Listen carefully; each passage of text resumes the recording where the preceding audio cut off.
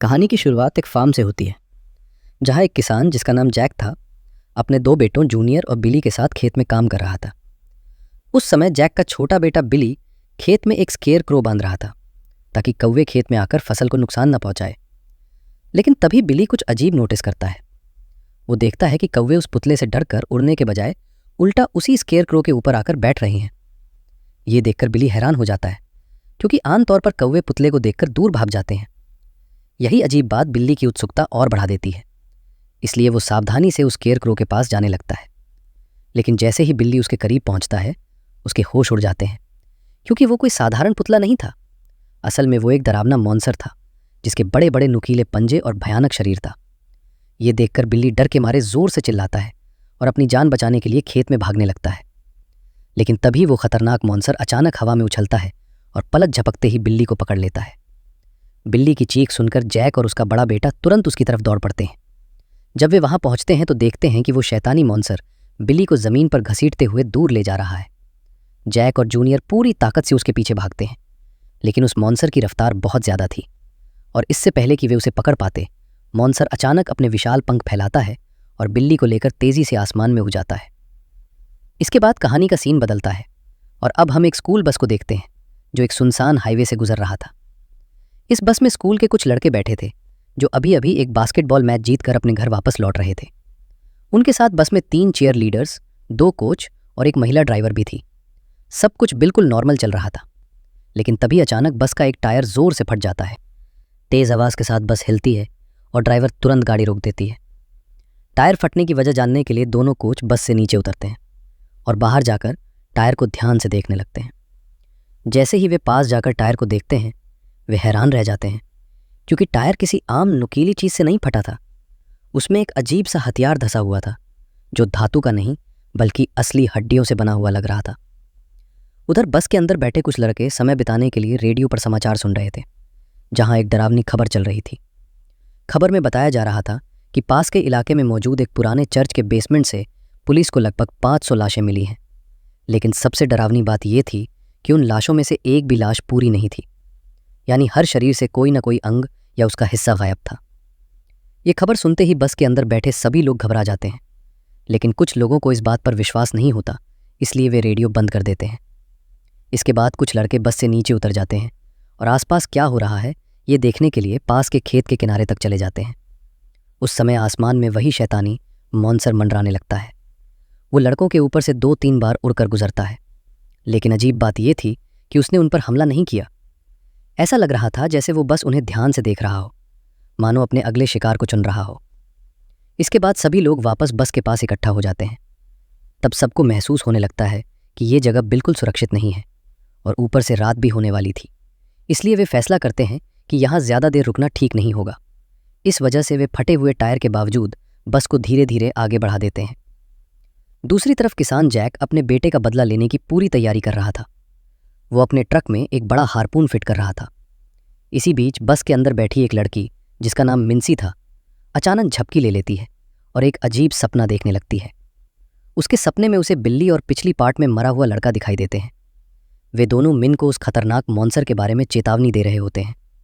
तभी वो देखती है कि वही मॉन्स्टर खेत में खड़ा होकर बस की तरफ घूर रहा है।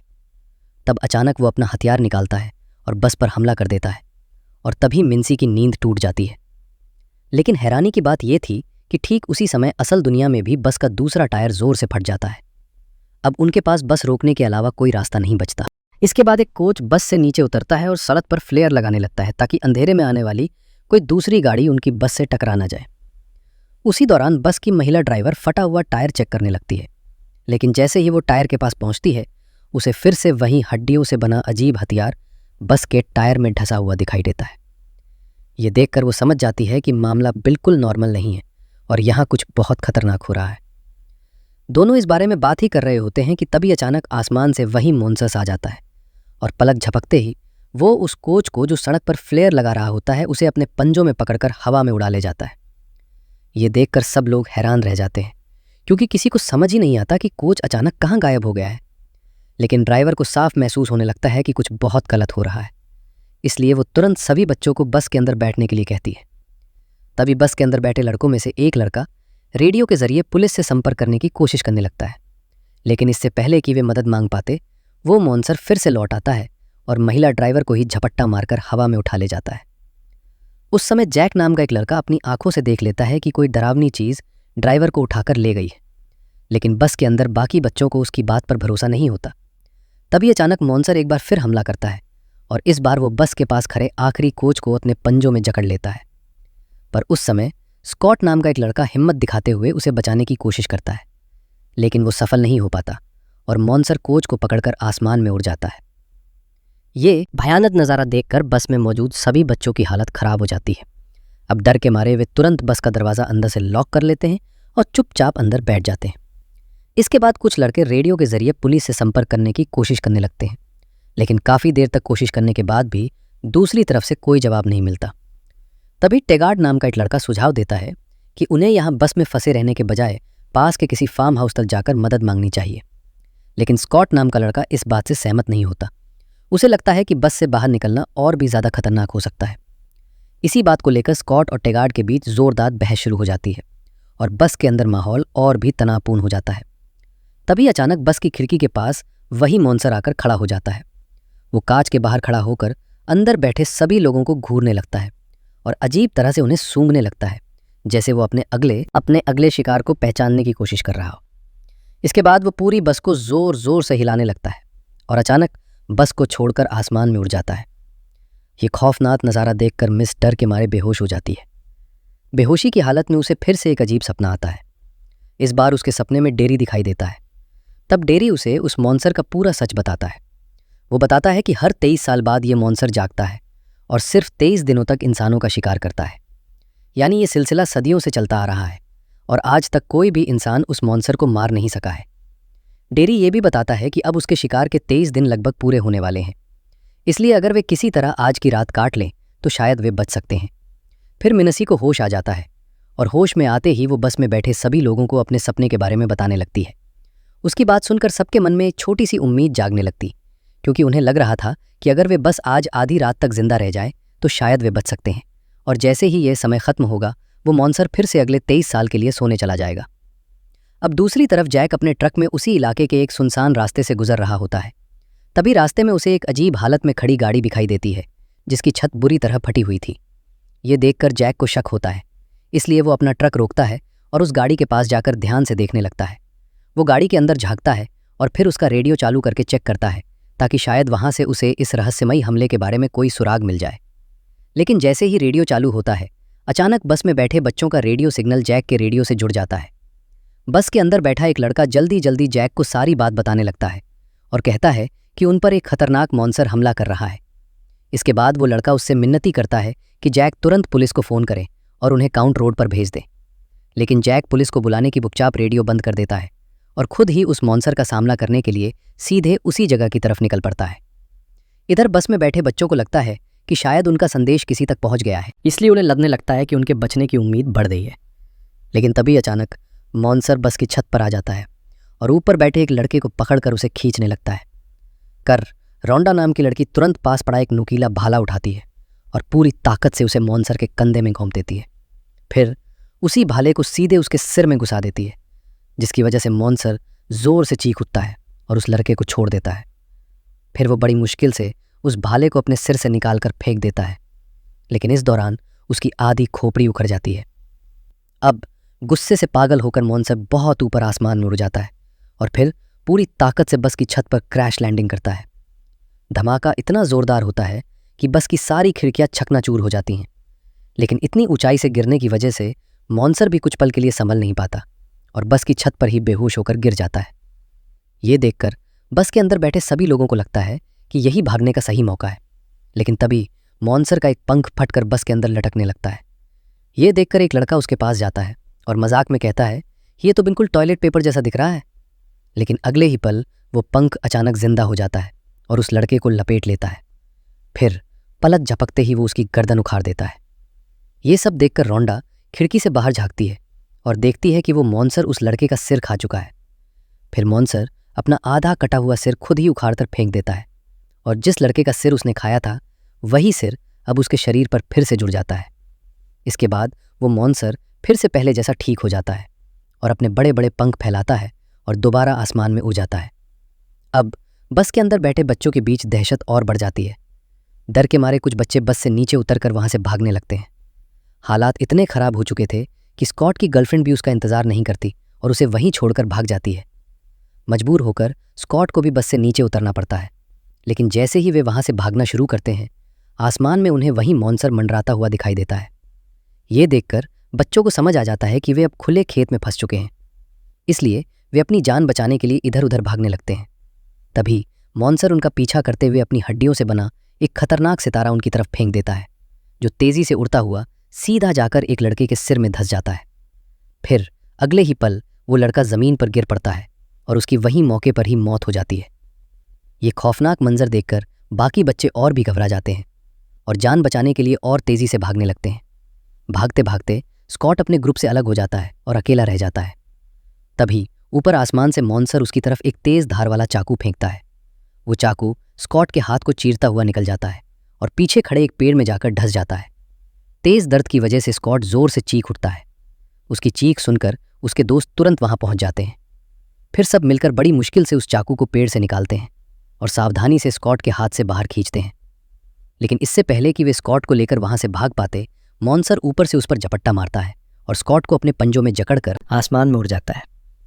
उधर दूसरी तरफ रास्ते में जैक की मुलाकात मिनेसी और उसके साथियों से हो जाती है। वे जल्दी जल्दी जैक को बस और मॉन्स्टर के हमले के बारे में सब कुछ बता देते हैं। ये सुनते ही जैक उन्हें अपने ट्रक में बैठा लेता है और तुरंत बस की तरफ निकल पड़ता है ताकि बाकी बच्चों की मदद कर सके। इधर बस के अंदर अभी भी कुछ बच्चे डरे हुए छिपे बैठे थे। तभी अचानक मॉन्स्टर फिर से वहां पहुंच जाता है। वह बस की छत को बेरहमी से पाड़ देता है और अंदर हाथ डालकर एक लड़के का सिर पकड़ लेता है। फिर उसे जोर से ऊपर खींचने लगता है, जबकि बाकी बच्चे डर के मारे चीखने लगते हैं। लेकिन ठीक उसी समय जैक अपने खतरनाक ट्रक के साथ वहां पहुंच जाता है। मॉन्स्टर जैक को देखकर अपने बड़े बड़े पंख फैलाता है और उसे डराने की कोशिश करता है, लेकिन जैक डरने वालों में से नहीं था। वो तुरंत निशाना साधता है और अपने ट्रक में लगे हार्पून को फायर कर देता है, जो सीधा जाकर मॉन्स्टर के सीने को पार कर जाता है। यह हार्पून एक मजबूत धातु के तार से जुड़ा था जो जैक के ट्रक से बंधा हुआ था, लेकिन मॉन्स्टर बेहद ताकतवर था। वो इतना जोर से झटका देता है कि जैक का पूरा ट्रक उसके साथ घिसटने लगता है और आखिर में मॉन्स्टर पूरी ताकत लगाकर उस भाले को अपने शरीर से निकालकर बाहर फेंक देता है। फिर गुस्से से पागल होकर मॉन्स्टर सीधा जैक की तरफ बढ़ने लगता है। जैक बिना घबराए अपनी गन को दोबारा लॉड करता है और इस बार बस के बीच से निशाना लगाकर मॉन्स्टर पर गोली चला देता है। गोली लगते ही मॉन्स्टर कुछ पल के लिए शांत पड़ जाता है, लेकिन उसका गुस्सा अभी खत्म नहीं होता है। वो फिर से पूरी ताकत से हमला करता है और इतना जोर लगाता है कि बस और ट्रक दोनों को पलट देता है। इसके बाद मौका देखकर मॉन्स्टर फिर से आसमान में उड़ जाता है। दूसरी तरफ बचे हुए 3 लोग अपनी जान बचाने के लिए सड़क पर भागते रहते हैं। भागते भागते उन्हें रास्ते में एक पुराना ट्रक दिखाई देता है। ट्रक की हालत बेहद डरावनी थी क्योंकि वह पूरी तरह खून से सना हुआ था, लेकिन उस वक्त उनके पास सोचने का समय नहीं था, इसलिए वे जल्दी से उस ट्रक में बैठ जाते हैं और पूरी स्पीड में ट्रक को वहां से भगाने लगते हैं। लेकिन तभी मॉन्स्टर फिर से वहां आ पहुंचता है और उनके ऊपर मंडराने लगता है। उसे देखकर तीनों समझ जाते हैं कि वो अभी भी उनका पीछा नहीं छोड़ने वाला। फिर जैसे ही मॉन्स्टर उनके करीब आता है, उनमें से एक हिम्मत जुटाता है और उस पर फ्लेयर गन चला देता है। फ्लेयर सीधा मॉन्स्टर के पास फटता है, जिससे वो कुछ पल के लिए पीछे हट जाता है। उसी समय ट्रक चला रहे लड़के के दिमाग में एक खतरनाक प्लान आता है। वो समझ जाता है कि अगर मॉन्स्टर को धोखा देकर करीब बुलाया जाए तो शायद उसे टक्कर मारकर गिराया जा सकता है। इसीलिए वो अचानक ट्रक के अंदर से रोंडा को लात मारकर नीचे गिरा देता है। फिर वह दूसरे लड़के से भी कहता है कि वह तुरंत नीचे झुककर छिप जाए ताकि मॉन्स्टर को लगे कि ट्रक में सिर्फ वही अकेला है और वह सीधे उसी पर हमला करे। जैसा उसने सोचा था वैसा ही होता है, क्योंकि मॉन्स्टर उड़ते हुए सीधे ट्रक की तरफ बढ़ने लगता है। अब जैसे ही मॉन्स्टर उनके बिल्कुल पास पहुंचता है, ड्राइवर अचानक पूरी ताकत से ब्रेक मार देता है। ट्रक की रफ्तार इतनी तेज होती है कि मॉन्स्टर खुद को संभाल नहीं पाता और सीधा ट्रक से जा टकराता है। अगले ही पल एक भयानक एक्सीडेंट हो जाता है। टक्कर इतनी जोरदार होती है कि ट्रक बुरी तरह पलट जाता है और उसमें बैठे लोग दूर जाकर जमीन पर गिर पड़ते हैं। इस हादसे में उनमें से एक लड़का वहीं बेहोश हो जाता है और दूसरा लड़का दर्द से करहाते हुए किसी तरह उठने की कोशिश करता है। फिर जैसे ही वह संभल कर खड़ा होता है, उसकी नज़र जमीन पर पड़ी एक डरावनी चीज़ पर जाती है। वह देखता है कि वहां मॉन्स्टर का कटा हुआ पंख पड़ा था, जो बेहद खौफनाक लग रहा था। इसे देखकर उसे साफ समझ आ जाता है कि इस भयानक हादसे में मॉन्स्टर भी बुरी तरह घायल हुआ है, लेकिन वह उस पंख को ठीक से देख ही रहा होता है कि तभी अचानक मॉन्स्टर को भी होश आ जाता है और वह धीरे धीरे फिर से हरकत करने लगता है। इस भयानक हादसे में सिर्फ बच्चों को ही चोट नहीं लगी थी, बल्कि मॉन्सर का भी बुरा हाल हो चुका था। टक्कर इतनी ज़बरदस्त थी कि उसका एक पंख, एक हाथ और एक पैर कटकर अलग हो चुके थे। इसी वजह से अब वह पहले की तरह उड़ नहीं सकता था। फिर भी वह ज़मीन पर घिसकते हुए उनकी तरफ बढ़ने लगता है। उसका इरादा साफ था, वह उनमें से किसी का हाथ या पैर खाकर अपने शरीर को फिर से ठीक करना चाहता था। लेकिन तभी अचानक जैक वहां पहुंच जाता है। इस बार वह पूरी तैयारी के साथ आया था। फिर वह बिना एक पल गवाए निशाना साधता है और हार्पन से सीधे क्रीपर के सिर पर हेडशॉट मार देता है। हार्पन इतनी ताकत से लगता है कि मॉन्सर वहीं ज़मीन पर ढेर हो जाता है। लेकिन जैक यहीं नहीं रुकता। अपने बेटे की मौत का गुस्सा उसके अंदर भड़क उठा था। फिर वह अपना नुकीला भाला निकालता है और मॉन्सर के शरीर पर एक के बाद एक वार करने लगता है। आखिर में मॉन्सर शांत हो जाता है, लेकिन मरने से पहले वह आखिरी बार अपनी आंखें खोलकर जैक की तरफ देखता है। तभी उसके सिर के पीछे मौजूद अजीब कान जैसे हिस्से धीरे धीरे बंद होने लगते हैं और उसके चेहरे को पूरी तरह ढक लेते हैं। सबको लगता है कि अब सब खत्म।